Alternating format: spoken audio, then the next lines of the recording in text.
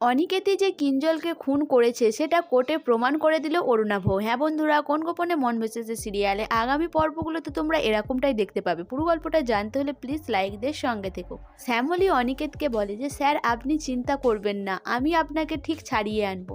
তখন অরুণাভ বলে যে এত সহজ হবে না শ্যামলী, আমি কোনোভাবেই অনিকেতকে আর বাইরে আসতেই দেব না।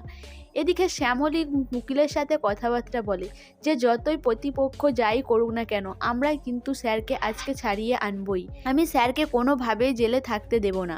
এদিকে উকিল বলে যে ঠিক আছে, আমরা তো সমস্ত কিছু প্রমাণপত্র নিয়েই যাচ্ছি, আমরা অনিকেতকে নিশ্চয়ই ছাড়াতে পারবো। এদিকে কোর্টে অনিকেতকে তোলা হয়। কোর্টে সায়ন্তন এসে সাক্ষী দেয় যে ওই দিনকার সায়ন্তন বলে যে অনিকেত গুন্ডা পাঠিয়েছিল ওই ড্যামের দরজা খুলে দেওয়ার জন্য, আমাকে জোর করে ওরা আটকে রেখেছিল, তারপর ওরা নিজেরাই ওই ড্যামের দরজা খুলে দেয়। তখন উকিল বলে যে আপনি কি করে জানলেন যে ওই গুন্ডাকে অনিকেতই পাঠিয়েছে?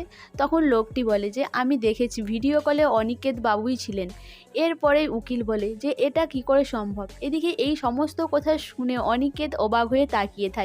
উকিল প্রমাণ করে দেয় যে ওই সায়ন্তন মিথ্যে বলছে। তখনই উকিলবাবু যখন শ্যামলীকে কাঠগড়ায় ডেকে নেয়, শ্যামলী বলে যে ওই দিনকার স্যার এখানে ছিলই না, স্যার ছিল বিদেশে। এদিকে অরুণাভ এসে হাজির হয়। অরুণাভ বলে যে অনিকেত ওই দিনকার এখানেই ছিল, ফ্লাইটের লিস্ট অনুযায়ী অনিকেত ওই দিনকার বিদেশ যায়নি, তাহলে অনিকেত কোথায় ছিল?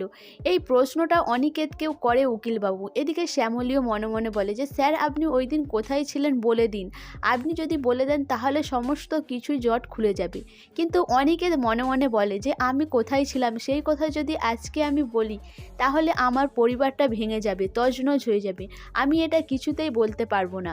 এদিকে অরুণাভ মনে মনে ভাবে যে অনিকেত চক্রব্যূহ থেকে কোনোদিনই বেরোতে পারবি না। সো বন্ধুরা, অনিকেত ওই দিন কোথায় ছিল যে সেই কথা বাড়ির লোককে কাউকেও বলতে পারছে না? কি রহস্য লুকিয়ে রয়েছে? তো তোমাদের কি মনে হয় অবশ্যই আমাকে কমেন্ট করে জানাবে। আর আমার ভিডিওটা ভালো লাগলে প্লিজ সাবস্ক্রাইব করে দিও, আর ফেসবুক থেকে দেখলে অবশ্যই ফলো করে দিও, আর তার সাথে সাথে একটা লাইক করো আর শেয়ার করে দিও।